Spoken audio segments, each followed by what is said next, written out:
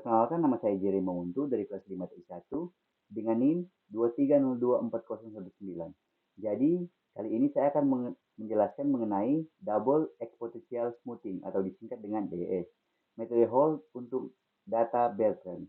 Nah, apa itu double exponential smoothing atau disingkat dengan DES? Double exponential smoothing adalah metode peramalan deret waktu time series forecasting yang digunakan ketika data memiliki pola tren yang jelas. Metode ini merupakan pengembangan dari single exponential smoothing atau disingkat dengan EES dengan menambahkan komponen tren untuk menangkap perubahan arah pada data. DES juga dikenal sebagai Holt's Linear Trend Method. Nah, kapan menggunakan DES? DES sangat cocok untuk data yang menunjukkan pola tren naik atau turun, tetapi tanpa pola musiman yang signifikan. Yang pertama, ada data penjualan, produk baru yang penjualannya terus meningkat. Kemudian ada produksi bulanan, tingkat produksi yang terus dirubah seiring waktu. Kemudian jumlah pengunjung, situs web atau lokasi fisik yang mengalami pertumbuhan pengunjung. Dan tanpa musiman, data yang tidak terpengaruh oleh waktu liburan, hari raya, atau siklus tahunan. Nah, dua komponen kunci DES. DES bekerja memperbarui dua komponen utama pada setiap periode waktu. Yang pertama, level LT, mempresentasikan nilai dasar atau rata-rata data yang dihaluskan pada waktu T. Ini menangkap posisi umum deret waktu setelah dihaluskan. Kemudian, tren TT, mempresentasikan perkiraan arah perubahan naik atau turun dari data pada waktu T. Ini mengukur seberapa cepat level dirubah dari satu periode ke periode berikutnya. Nah, parameter smoothing. DS menggunakan dua parameter penghalus untuk mengontrol seberapa besar bobot yang diberikan pada observasi terbaru. Yang pertama, alpha. Parameter dihaluskan untuk level L. Nilainya berkisar antara 0 dan 1. Nilai alpha yang lebih tinggi membuat model lebih responsif terhadap perubahan level terbaru. Kemudian ada beta. Parameter dihaluskan untuk tren T. Nilainya berkisar antara 0 dan 1. Nilai B yang lebih tinggi membuat model lebih responsif terhadap perubahan tren terbaru. Kemudian semakin tinggi nilai alpha atau nilai beta, semakin responsif. Metode ini terhadap perubahan terbaru dalam data, namun juga bisa sensitif terhadap noise. Nah, rumus double exponential smoothing, Hall. Nah, berikutnya ini adalah rumus yang digunakan dalam DES. Nah, yang pertama, level baru LT adalah rata-rata pertimbangan dari observasi aktual YT dan level yang diramalkan dari periode sebelumnya. Kemudian ada tren baru TT adalah rata-rata tertimbang dari perubahan level saat ini dan tren dari periode sebelumnya.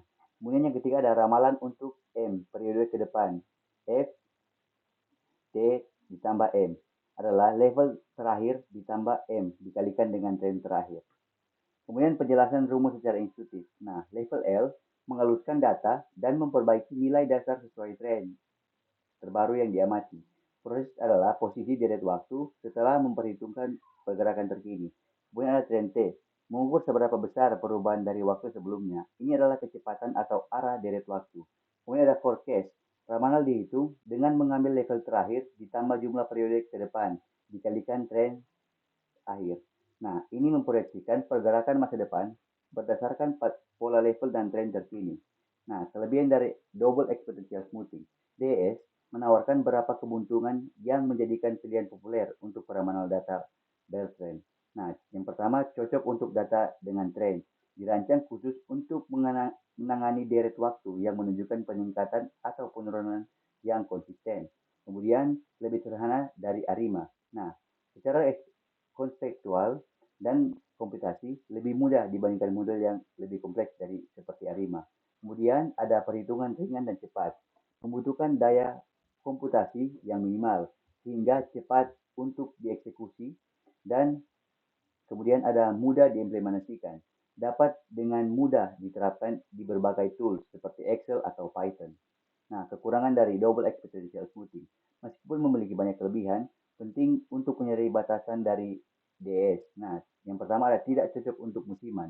Tidak dapat secara langsung menangani pola musiman atau seasonality.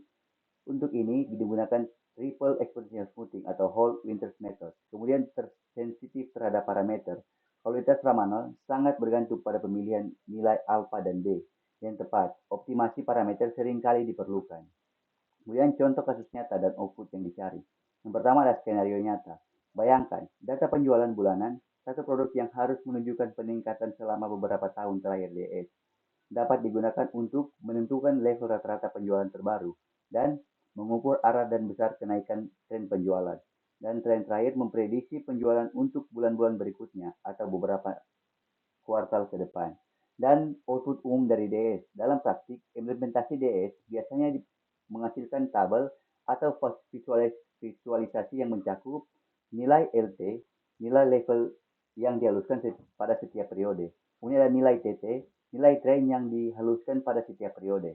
Dan nilai forecast, nilai ramalan untuk periode mendatang. Dan error matrix. Matrix evaluasi seperti MAPE, Mean Absolute Percentage Error atau RMSE, Root Mean Squared Error, untuk mengukur akurasi model. Sekian dari saya, Jerry Mauntu. Terima kasih.